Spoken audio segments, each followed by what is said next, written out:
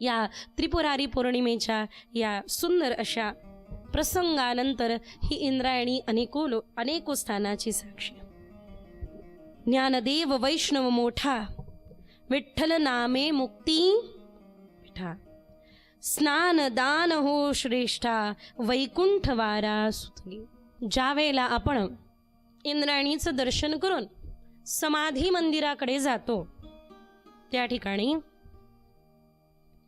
अनेको लोकांनी दुर्लक्षित केलं, कदाचित दुर्लक्षित झालं कदाचित.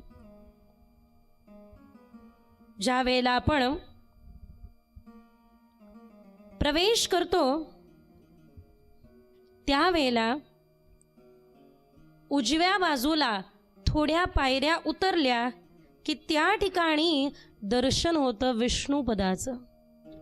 जसं पंढरपूर, फार भाविकांना माहिती नाही आहे, काहीच भाविक आहे ज्यांना हे माहिती आहे. इंद्रायणीच्या तटावरती सद्गुरू श्री जोग महाराज शिक्षण संस्थेतील साधक नव्हे तर सिद्ध काही संतांच्या, काही वारकऱ्यांच्या समाधी आहे.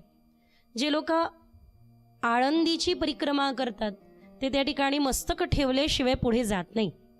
अनेक लोकांना माहिती, बऱ्याच लोकांना माहिती. लक्ष द्या, खूप सुंदर प्रसंग आहे म्हणून तुम्हाला सांगू इच्छिते.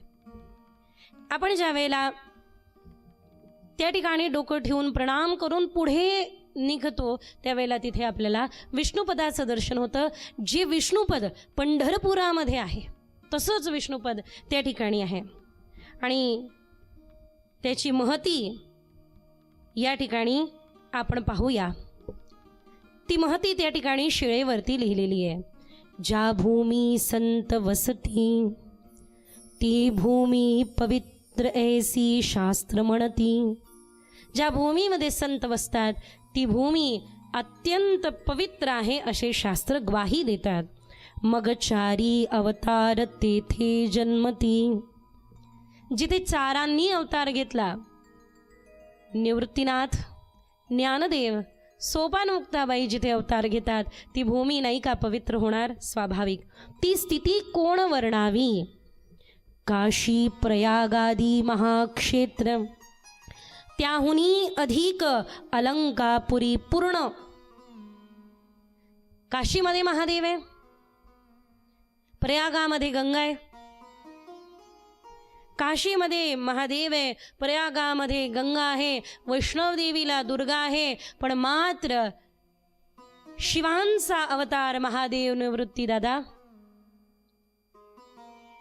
महाविष्णूंचा अवतार असे साक्षात माऊली ब्रह्मदेवांचा अवतार सोपान काका आणि आदिशक्ती मुक्ताबाई. ज्या ठिकाणी चारही जर एकत्र असेल तर ते क्षेत्र पूर्ण का नाही? हा तीर्थक्षेत्र महिमा आहे, एवढं मात्र नक्की.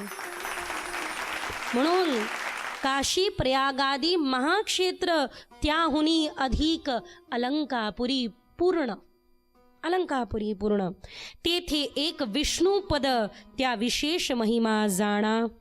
आळंदी येथे विष्णू चरण सहस्रावधी म्हणून अलंकापुरी ऐसे तीर्थक्षेत्र ऐसे जे कोठेही ना दिसे. माऊली ज्ञानेश्वर महाराज की. ब्रह्मा नारद सांगे ऐसे वर्णावया नसे समर्थ मीही. असं वर्णन करण्याकरता मीही समर्थ नाही. ज्यांनी कोणी हे रचना केली ती मोठी अद्भुत आहे. शिळेवरती लिहिलेलं आहे. थोडं 2-4 पायऱ्या उतरल्या की तुम्हाला त्या विष्णुपदाचं दर्शन होईल. आणि विष्णुपद का नसेल? असेलच, कारण जिथे चारही अवतार नांदताय तिथे विष्णूंचे चरण का नसणार? निश्चित असणार. त्या विष्णू पादुका का नसतील?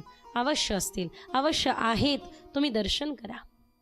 त्यानंतर आपण पुढे चालूया, पण असं नाही जाऊया मग असे थोडेसे साधारण असे बसू नका. हाताने टाळी वाजवा महाराज, मुखाने गोड भजन करा, माऊलींचा जे घोष करा आणि मग प्रवेश करा.